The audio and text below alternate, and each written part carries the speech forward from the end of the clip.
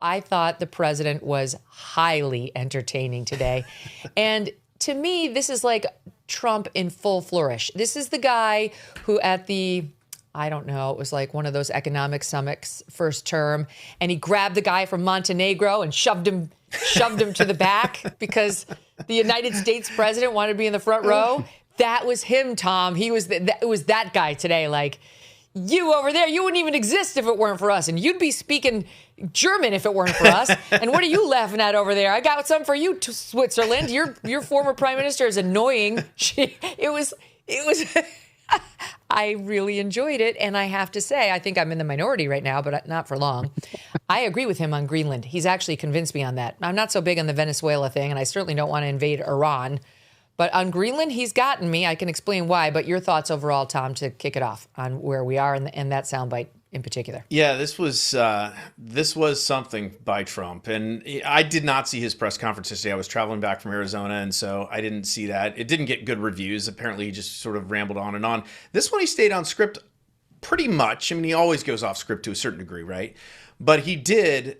He explained the rationale for why it's important for not just the United States, but also Canada, which he took a shot at Mark Carney, the Prime Minister of Canada as well, but also for Europe. And he also said, and I thought this was interesting, that when he was talking about Europe, he said, listen, we want a strong Europe. We want you to be strong so you can defend yourself. And we want you to be successful. And in order to do that, you have to change these policies that you've had in place for 40 years that have weakened you as countries. Mass immigration and energy being the two specific ones that he mentioned. But on Greenland, he did explain sort of the rationale for it. Now, whether you agree with it or disagree with it, I think it's clear, though, that Trump sees this as a matter of national security interest for the United States moving forward. And I was going to say urgently, and maybe it's not urgent, but I think to Trump it is. I mean, he's only got a couple more years left in office, and he sees this as part of, I think, his legacy in terms of defending the United States. And he talked about the Golden Dome and all that. So it definitely was, I think, classic Trump and fairly entertaining stuff from him. Here's a little bit more of what he said on Greenland on explaining why he wants it. SOT 4. Would you like me to say a few words of Greenland? I was going to leave it out of the speech, but I think I would have been reviewed very negatively. I have tremendous respect for both the people of Greenland and the people of Denmark, tremendous respect. But every NATO ally has an obligation to be able to defend their own territory. And the fact is, no nation or group of nations is in any position to be able to secure Greenland other than the United States. And, everyone talks about the minerals. There's so many places. There's no rare earth, no such thing as rare earth. There's rare processing, but there's so much rare earth. And to get to this rare earth, you got to go through hundreds of feet of ice. That's not the reason we need it. We need it for strategic national security and international security. And that's the reason I'm seeking immediate negotiations to once again discuss the acquisition of Greenland by the United States. Here's just a little follow-up here in SOT 6. So we want a piece of ice for world protection, and they won't give it. We've never asked for anything else, and we could have kept that piece of land, and we didn't. So they have a choice. You can say yes, and we will be very appreciative, or you can say no, and we will remember. So, Carl, he's putting it online saying, we want it. It's actually not for rare earth minerals. It's for national and international strategic and security reasons. And the real explanation around this has been, if you look at Greenland on a map, you will see that thanks to global warming, we've had the entire sort of ice sheath around it melt away. And it's far more accessible by people like Russia and China than it ever was before. And if you pursue Trump's reasoning on the Monroe Doctrine, not in our hemisphere, that was coined by our fifth president, that we're responsible for what happens in our hemisphere, which Greenland is. And this one's been exposed in a way it wasn't 30 years ago, and that we actually have to take responsibility for it because it's, it's right above our evil top hat, Canada, and also to the right a little. That's Michael Knowles' term for Canada, that we have to take responsibility for it. So what do you make of it? I don't believe any of it. I don't think it has anything to do with national security.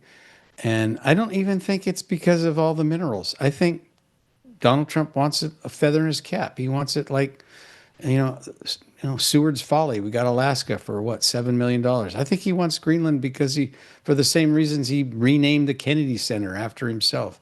I think he wants to acquire this territory. It is rich in minerals. But this thing, Megyn, Tom and Andy, I don't think feel strongly about this as I do. I don't think they agree with me at all, actually. But this idea that you ridicule these people or shame them or threaten them because we liberated Europe from the Nazis. Russians lost 20 million people. We shouldn't forget that, liberating Europe from the Nazis as well. But it sets on its head Americans' idea of itself in the world. It was General Mark W. Clark, World War II general, who said, pointed out, we didn't go to Europe for conquest. We went there to free these people from Nazi tyranny and protect the world, protect ourselves. And he said, and all we ever asked for was a place to bury our dead. That's the only territory we wanted. Colin Powell said the same thing. If you Google it, Google will tell you Colin Powell said it. But he was actually quoting Mark Clark, General Clark. Now Trump comes along and said, no, sorry, you guys would be speaking German if it wasn't for us. And we had this territory and we want it back. It's really ours. It's like the most un-American thing. It's like a New York insult comic turned real estate man turned politician. Another word for it is truth. It's true. I've said my piece. It's like what? No, I appreciate it too. I appreciate the counterpoint of view because I got to tell you, we'll talk about the polls later, and I know Trump's losing the independents, and he's starting to lose them by a lot. He's got overwhelming Republican support, and he doesn't have any Democrat support, and he's starting to really slide with independents. And my mom is an independent. My mom is kind of a lifetime Democrat, but she did vote for Trump. And she's in that independent group that's starting to slide. Me too. And she sounds a little bit like you, Carl. Yeah. So, I appreciate the POV because there are a lot of people who have it, so it's important to be exposed to it and understand how Trump is affecting some people. I mean, I think, Andrew, there's a real question about whether Europe is what it used to be and how closely tied we ought to be to Europe. It's not your granddad's Europe. It's just not. I mean, they're turning into an authoritarian group of countries themselves. They are literally arresting people in Germany and the UK for thought crimes, for thinking the wrong thing and for tweeting the wrong thing. I mean, it's getting genuinely scary over in Europe.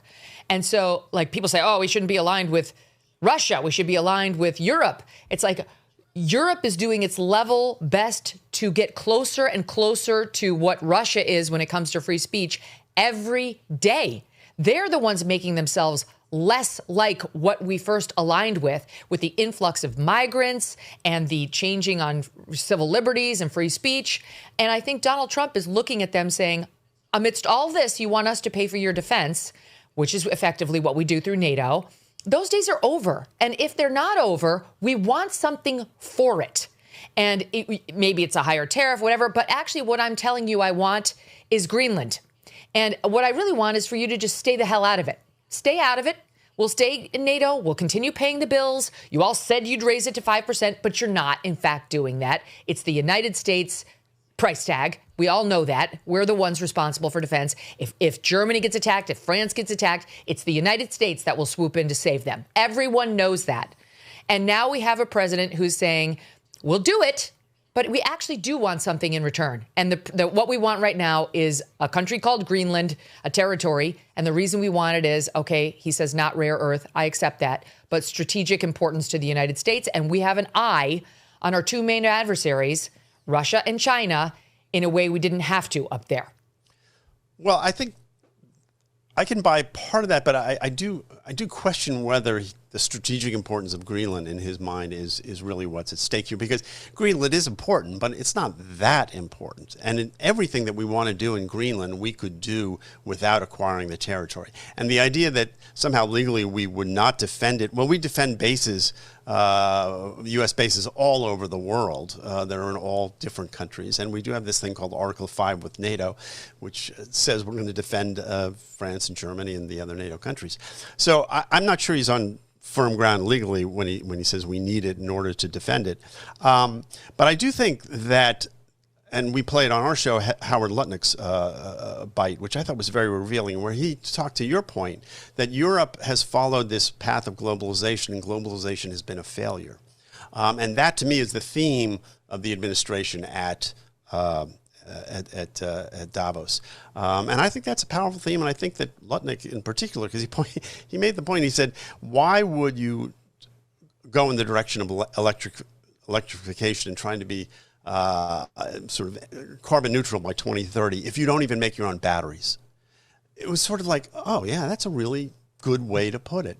So I think that message to Europe, we'll see if it gets through. The other thing that he said, to your point, Megyn, is he said that he knows that the U.S. will come to defend Europe. He's not so sure that the opposite is true, and that makes you think as well. I mean, would France and Britain come to our defense? It's a question that's worth asking. A new year means new financial goals, like making sure your savings are secure and diversified. Will this be the year you decide to talk to somebody from Birch Gold Group? You know, you've been thinking about it. They use an educated approach with a deep understanding of macroeconomics. There are forces pushing the dollar lower right now and gold higher, which is why they believe every American should own physical gold. So until January 30th, if you are a first-time gold buyer, Birch Gold is offering a rebate of up to $10,000 on qualifying purchases. To claim eligibility and start the process, just text MK to the number 989898. Birch Gold can help you roll an existing IRA or 401k into an IRA in gold, and you are still eligible for a rebate of up to $10,000. Consider making right now your first time to buy gold and take advantage of a rebate of up to $10,000 when you buy by January 30th. Text MK to the number 989898 and claim your eligibility today. Again, text MK to 989898 now.